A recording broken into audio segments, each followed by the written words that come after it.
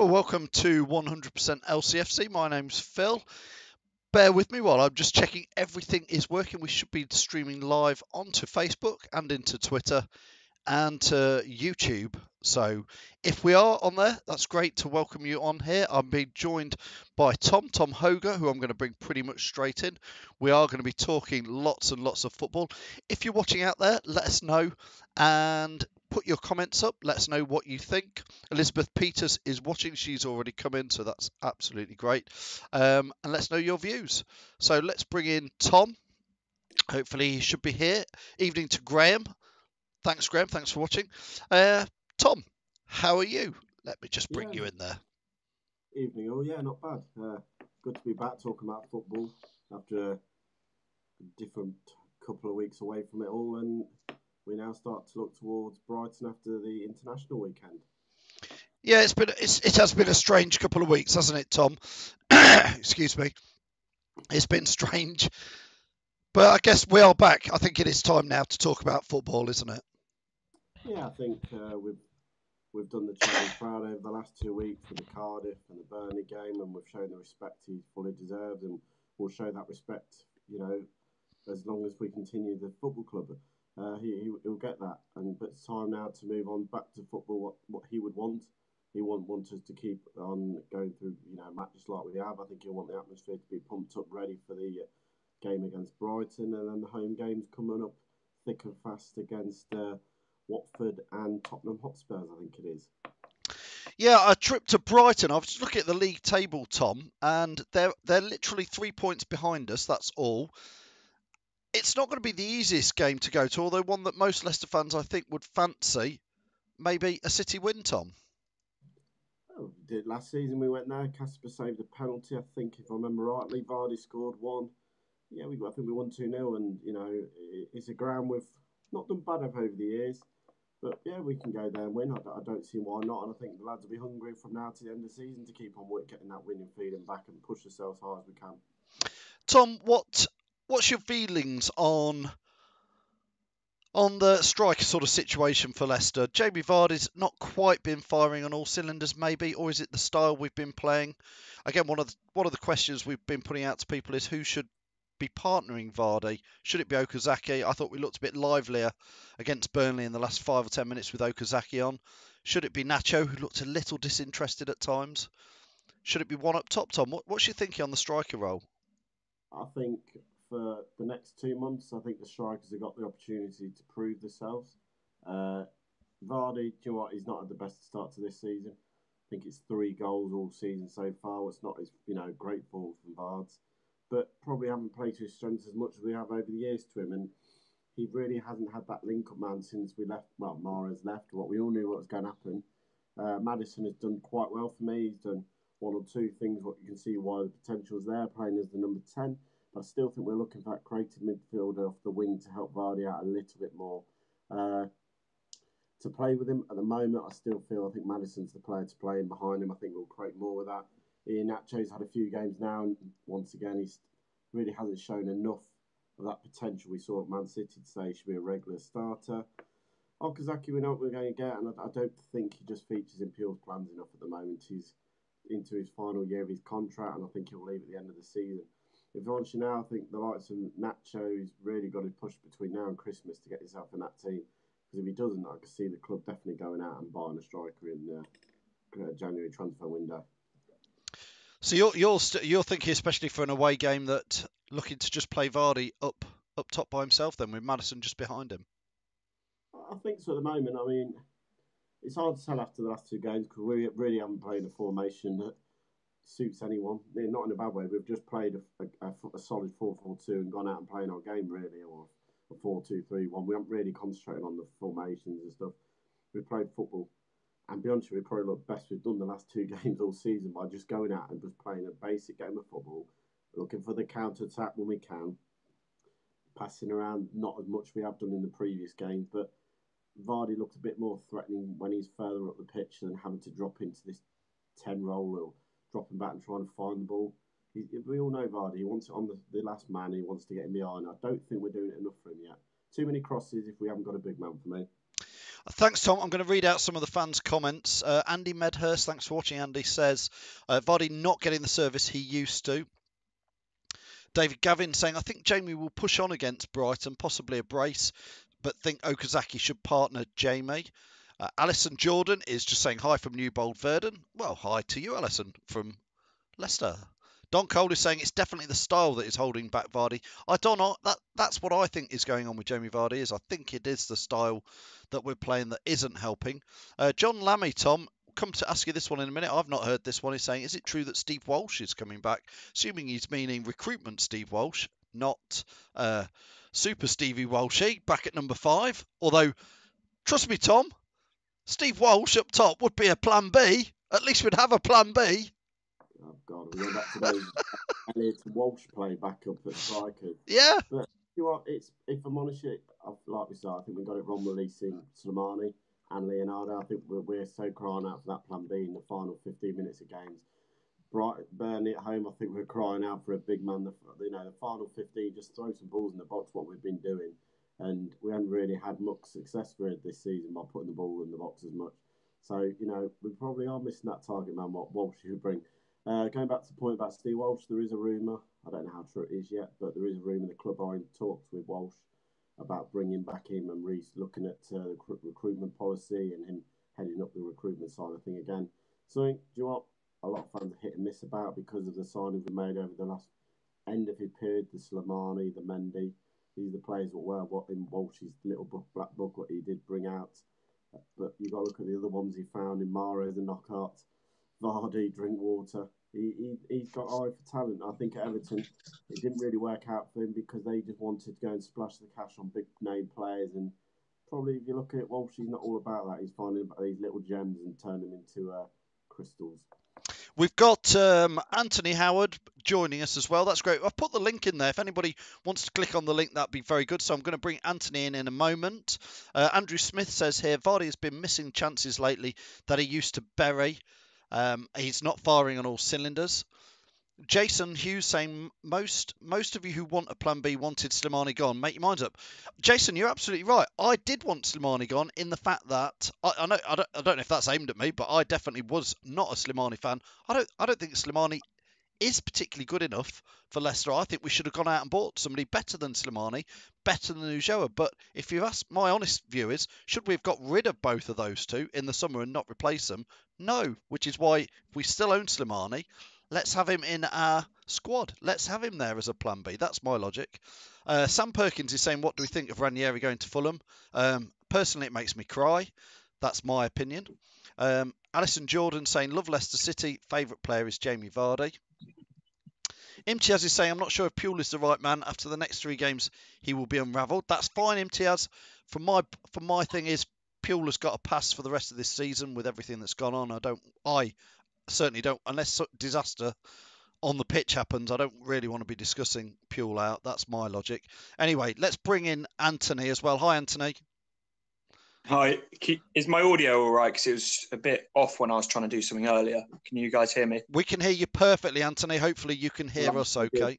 Anthony, good. You're going on Saturday, aren't you? Hopefully you're going to be bringing us some of the fans' views.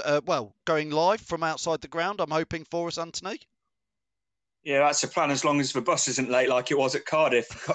At Cardiff, we got there 10 minutes. Well, I think it was like 10, 15 minutes before kickoff, so I didn't really have time. But as long as the buses are on time, I'll be going live. Blame the buses. Anthony, myself and Tom were just discussing Jamie Vardy, and some of the fans have been putting on, is he firing on all cylinders? Is it the style? I assume Vardy's going to start, obviously, on Saturday. Who would you have, Anthony, surrounding him? What would your players around him be?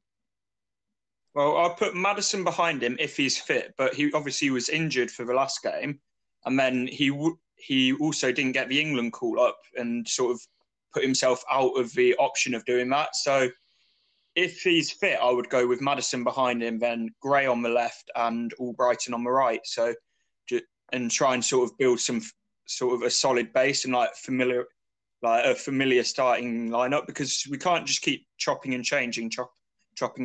Because if you look at all sort of the success, I don't want to say successful teams, but the teams that are sort of scoring frequent goals and stuff, they've sort of got a spine to their team that they keep.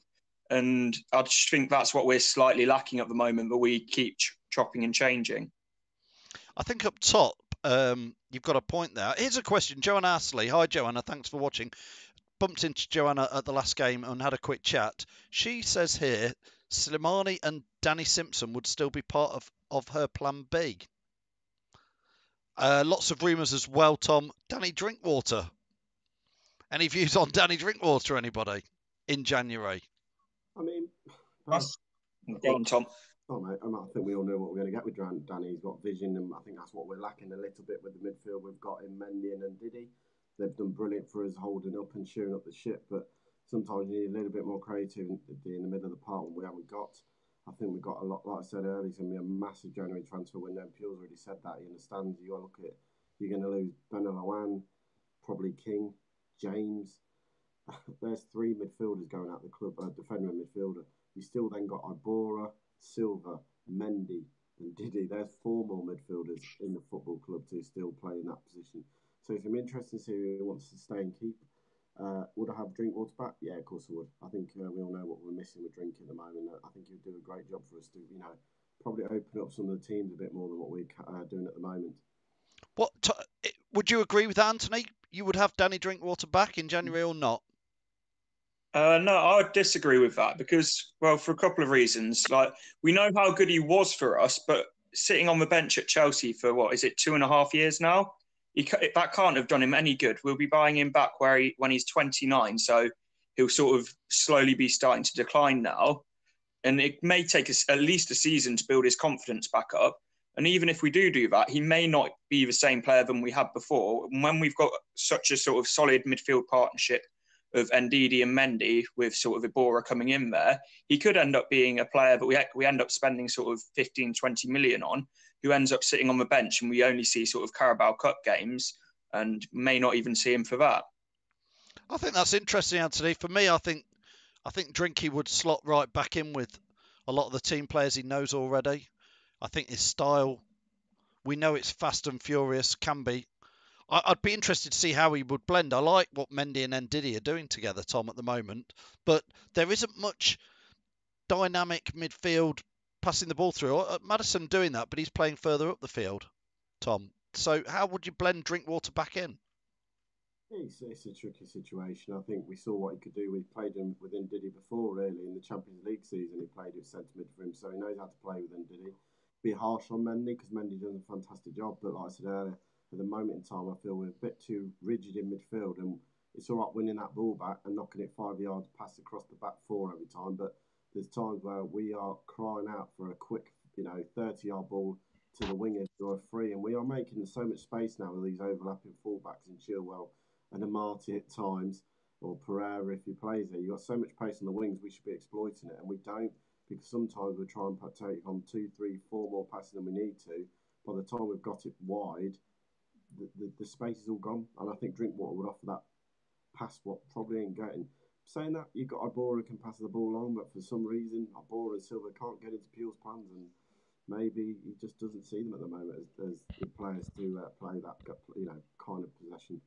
I think the fans generally are saying, I think it's it's a mixed reaction to Danny Drinkwater, and generally, from reading the comments here, more people than not are saying no to Danny Drinkwater. A lot of Leicester fans seem to be very upset that he left. I was just thought fair enough. He'd earned his move myself. Here's a question for you. I'll start with Anthony. How good's Ben Chilwell got in the last few weeks, especially with his England performances?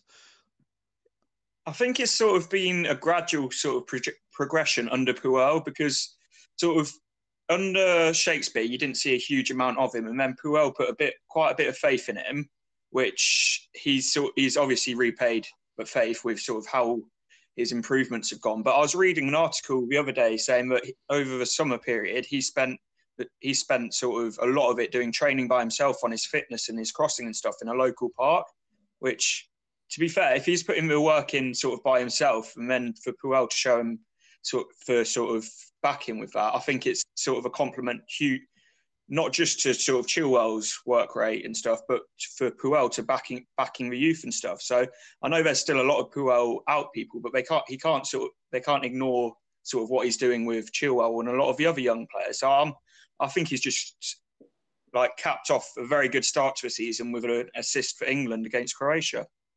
Luke Shaw dropped out the England squad, and that really opened the door for Ben Chilwell. And I think he's had now 5 starts, hasn't he? And certainly yesterday and Thursday's performance, he's sort of cementing that left back role, I think, for England. Oh yeah, I mean, going back to the old training thing on the park, I mean, that reminds me of another Leicester legend, Steve Guppy. Said he used to do that. Finish training, take some cones, go up to Vicky Park, spend the next 40 minutes doing some dribbling work and crossing the ball. Again, Chilwell for me has been Mr. Consistent most of it. He's had 1 or 2 mistakes, and you can see the fans get a bit tetchy when he's got it at left back because he's still learning that position, and it's going to take him time at 21 to learn that, the art of defending. But with Fuchs, in training, he will pick that up, I think. I mean, I think Southgate got it spot on at the weekend. You had 2 players in that back 4 who were under 23, Chilwell and Gomez.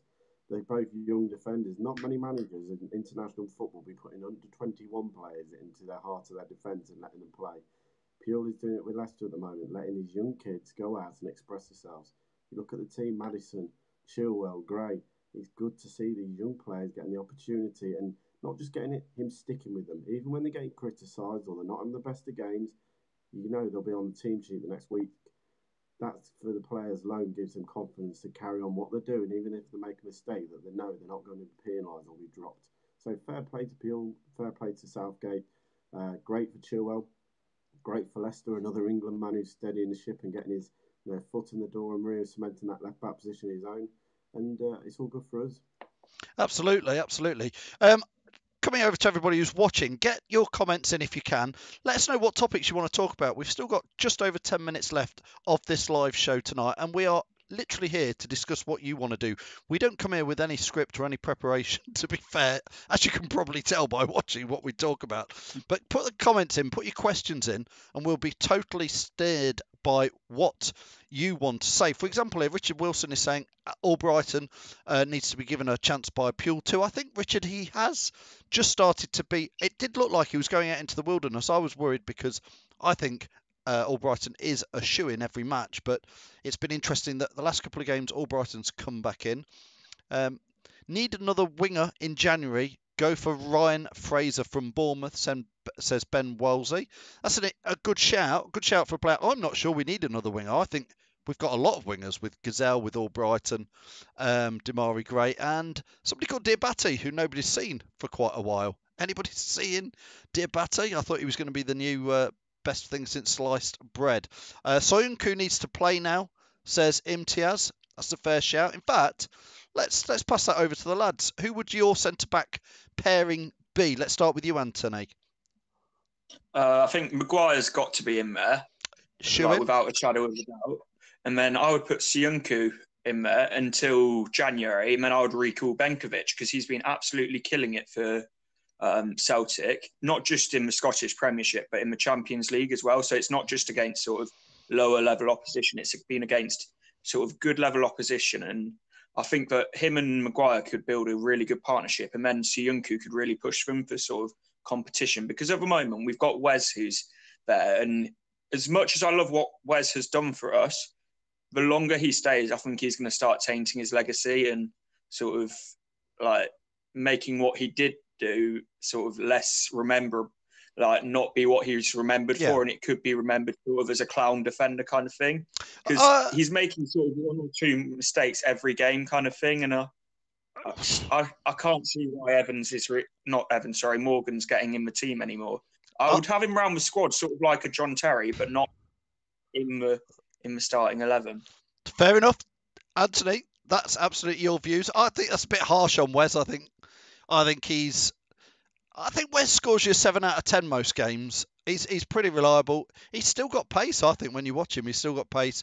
I thought when we bought centre backs, Soyuncu, I've only seen a very little bit of him, but he's looked okay.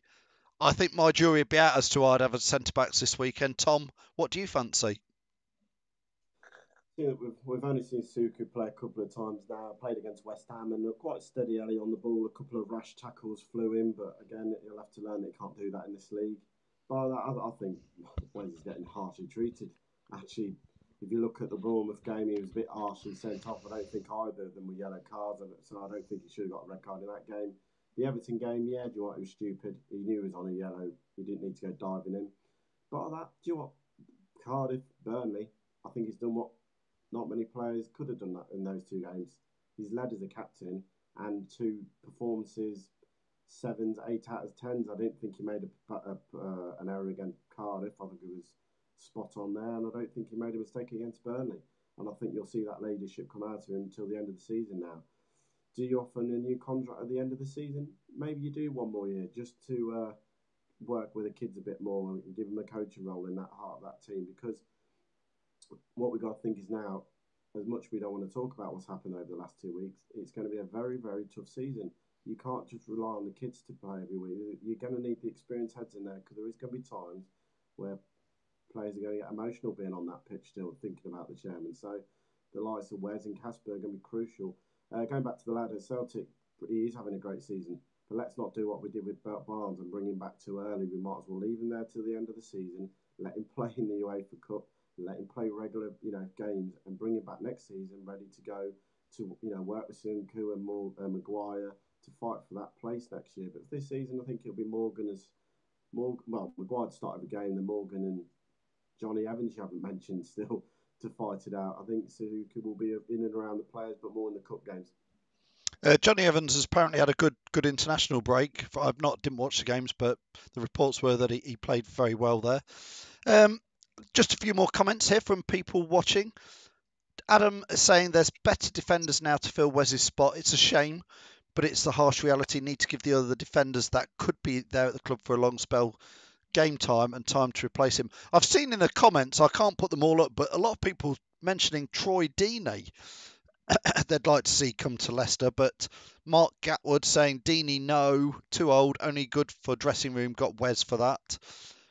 Soyuncu needs to sort his Barnet out, says Andrew Turlington. It is a haircut and a half, Anthony, isn't it? It is like something out of the 80s, like Roadhouse film or something. Patrick Swayze. I'm not one to talk about haircut. Yeah, what is going on with that on top of your head? I don't know.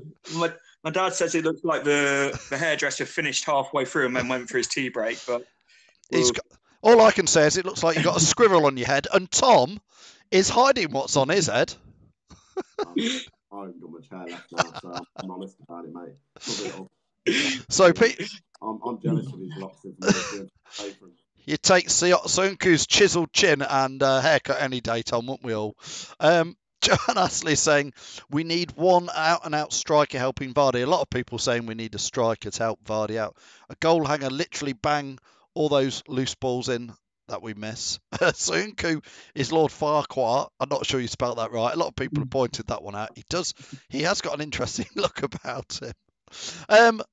Ricardo Pereira, Anthony, let's start with you on Ricardo Pereira. Is he a right back or not? I think he's a right back because for ages we've been sort of crying out for a right back who can attack. As soon as we've got a right back who can attack, playing him at right wing, which then sort of makes me think, why did we sign him if we're not going to play him sort of as what we've needed for a while? But then it also comes back to what you were saying earlier. Do we need another right winger? So I think we either need another winger or a right back, and we need to sort of settle Pereira as one or the other. But for me, he's a right back. But I'm just not sure what Puel sees him as. Tom, over to you. Ricardo, right back. Never a right back. The bloke's a wing back. You can see he's a wing back because he's probably used to having three at the back, knowing that he hasn't really got to concentrate too much on the defending side. That if someone comes up past him, he's got a third defender there sweeping over and clearing the ball out and the man every time. As a fullback, you haven't got that luxury. You've got your man to mark. The centre halves have got the two strikers. And the left back's got his wing on the far end side to mark. So you can see him get caught out too many times, in my opinion, when the ball was a switch ball and he doesn't read it as well as Amarte has playing in that position. And you've got the best right back in the country for Mr. Consistence every time. He can't even get in the team in Danny Simpson. So I don't personally think he's a right back. I think he's a wing back. If you were to play a 3-5-2, it'd probably suit him down to a T because someone's covering him. When he hasn't got no cover behind him, he looks like he could make a mistake or get caught out for me. We're going to move on to score predictions very shortly, guys. So think about your first goal scorer and correct final score. Just going to give out some fans' views here. Ricardo, this is Sam Perkins saying Ricardo will be pushed forward and we'll get Klein in January. Be an interesting shout. Richard Wilson is saying Ricardo as a winger with Simpson at right back. When we're going to get an out-and-out goal-getter, Vardy can't play his pace in the system we play now, which I think, Mark, I think you're about right with that. Where did we dig this Soyuncu up from? He's literally like out the Adams family. A bit harsh from Andrew Turlington. Score predictions. Here we go. Let's start with you, Anthony. Obviously, every week we have a first goal scorer and then the correct final score. So, Anthony, who do you think? I'm going to go I'll go 3-1 Leicester, but I think Glenn Murray will score first for Brighton. I think if you had a cheeky fiver on that, you'd probably get a lot of money back for that one, Anthony. The odds on that. Tom, what do you fancy? I'm going to go 2-1 Leicester, but I'm going to have Dunk to score first and then Leicester to get the next two. So again, you're going for Brighton to score first? I think at the moment we're quite fragile still at the back, if I'm honest with you. And against teams who are tall and got good at set plays, we aren't very good at defending corners at the moment. So I think that could be a weak spot for us, but we also know we've created enough chances. And last Saturday was the first game we hadn't scored all season, so we are going to score. But I think we probably start slow at the weekend and concede one early. And Anthony, I guess that's what you're saying as well with your 3-1 with them to score first. Yeah, well, Brighton seem to start games at home very sort of well and up for it, and we quite often don't start very quickly, and it takes us some time to find our feet in a game. So I can see us conceding early. I hope I'm wrong. I'd love to be proved wrong, but I just think that Brighton don't have sort of the team to sort of be able to see it out against us if we play how like that we know we're capable of playing. But it all depends sort of like if we go for it or if we sort of go there happy with a draw. So I think it's sort of very dependent on how Puel sets up. Interesting, guys. I'm going to read out everybody's score predictions now, but I'm going to let you two go. And obviously, it's Tom, you'll be gagging to watch a Celebrity Armour Jungle thing get me out of here after Love Island gate. I think all football fans will be, raving about Harry Redknapp and hoping that he can go win it for the football community. Can I just finish on one point? Yeah, of course. I think you hit the nail on the head earlier. There was people putting about Puel in, Puel out already. For me, Puel gets a free pass now to the end of the season. I don't think anyone can cry. The man's been an absolute stonewall in all this. Yeah. He's got the team out on the pitch. He's got 4 points after what have been a very, very hard 2 weeks. Down to him a little bit, down to the players as well. But I think the whole talk now of Puel in that has to stop. There's no need for it in this football club now to the end of the season. I think that opinion just doesn't count. I think too much has gone on in the last 2 weeks and what's happened to this football club pulling us all together to even think about it. It doesn't matter if we win or lose. I think at the moment it's all about the team performing us, backing them. We want to win every game, but at the moment, Tom, I think the players just appreciate what we're doing for them by turning up and supporting. To then start anything against Puel would be wrong, I think, this time. And just for me, just back him. Even if you're not the biggest fan, back until the end of the season. The board will then make the decision what's right for the club. Tom, that's what I think I was saying earlier is if somebody puts it in there, I'll read it out occasionally, but don't really want to debate that sort of thing. Whatever goes on, we're more than comfortable at the moment. There's no chance. I'm going to stick my neck out and say I don't see any chance of us being dropped back into a relegation thing. The football lads on the pitch have performed heroically in those 2 games when chaos was all around them. Trip to Thailand and back over like 72 hours, and they still to come back to do that and then get a draw at home against Burnley. And to be fair, we should have won it. We were the better team that day. So, back to them, mate. Yeah, back the lads, back the manager. Anthony and Tom, thanks so much for joining us. I'm going to read out all the fans' comments. Cheers, guys. Thanks, Tom. Anthony, look forward to seeing you hopefully live pre-match on Saturday. Yeah, hopefully. All right. Should be doing that. 100. Brilliant. Thanks, Tom. Thanks, guys. So, just me and you guys left. I'm going to read out all your comments. Imtiaz is saying he's not afraid to say Puel out. That's fine, Imtiaz. Like I said, I'll read it out. You're allowed to say that. 1-0. Let's get on with the score predictions. Mark Gatwood is saying 1-0 to Leicester with Brighton to score right. Andrew Turnington, Puel in. Yeah, that's me now. I'm with you on that. Joanna's saying Puel in. Let's get behind the lot of them. There's never going to be a season that's more difficult for this one. Back to the score predictions. Alison is saying Brighton 0, Leicester 3. Alison, who do you think is going to score first? That's the competition we always do. First goal scorer, correct final score. Same for you, Jamie. You've gone 2-2, but who's going to be the first goal scorer? Play it our way, Brighton, make it scrappy game and don't play great football, says Rob. 2-1 to Leicester with Ndidi and Vardy, saying Richard Wilson. That's a good one. Josh Butler saying 3-2, but who's going to score first?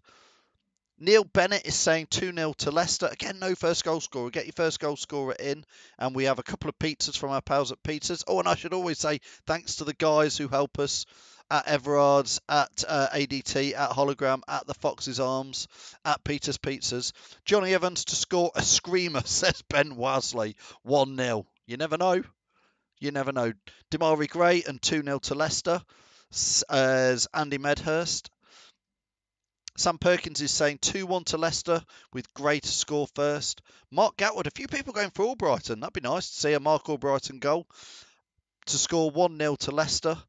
Julie Field is saying 2-1 to Leicester, and I did see Julie Field also put Vardy to score. Well done, Julie, for picking yourself up on that. So if you want to get your score predictions in, that's absolutely great. Most of the people saying Puel out now just have an agenda against him. I just think we've got to back him, haven't we, at the moment? We're doing well. We're doing well. Rob Foster saying 2-1 to Brighton. Oh, Rob. Disappointing. Anthony Howard has said 3-1 to Glenn Murray. Adam Ward is saying 3-1 with Vardy to score first. I think I'm going to go for Jamie Vardy. I always go for Jamie Vardy. I'm going to go for Jamie Vardy 1-0. I fancy a penalty. I think he's going to score a penalty. That's going to be my thing. Jamie Vardy and 1-0. Anyway, listen, as ever, massive thank you and goodbye to everybody who's been watching on Facebook and YouTube Live. And we've got this streaming out through our website, which is leicesterfantv.com. And of course, the biggest crowd of everywhere is you guys on Facebook. But thank you to wherever you're watching this. And we're also on Ultimate Fan Football, the app, the one presented and hosted by Robbie, but our content goes out into that. So if you want to download that, the UFF app, it's also on Amazon. So you can be watching 100% LCFC on your Amazon Fire on your TV now, just via the UFF app. So that's good. I've not said too much about it. I think that's the first time I've told anybody on that. I've been waiting for it to all kick in and be right. Alison Jordan saying pizza all round if Leicester City win. I'll have a word with the guys at Peter's Pizzas. If we win, can you just squeeze 100,000 of us into Peter's Pizzas? They'll never manage it. Anyway, listen, goodbye to you all. Thanks everybody for watching. Keep tuned. I believe that Lee Chappie, hope you're well, Lee, had a bit of an accident last week, so hopefully Lee is going to be going live. His podcast, it was out again, doing his regular podcast. It's on iTunes. Lee Chappie should be live on Wednesday. Tom, I hope, is going live on Friday with a pre-match preview. And then obviously Anthony will be live from before and during and after the game from down there at, I think it's the Amex Stadium, isn't it, for Brighton at the moment? So down there at Brighton, we'll go live. Jamie's on Sunday, back from the Fox's Arms. Thank you everybody who's been watching. Catch you all soon and keep it 100%. Bye to Alison Jordan. See you soon. Bye. Well, that's the end of that show.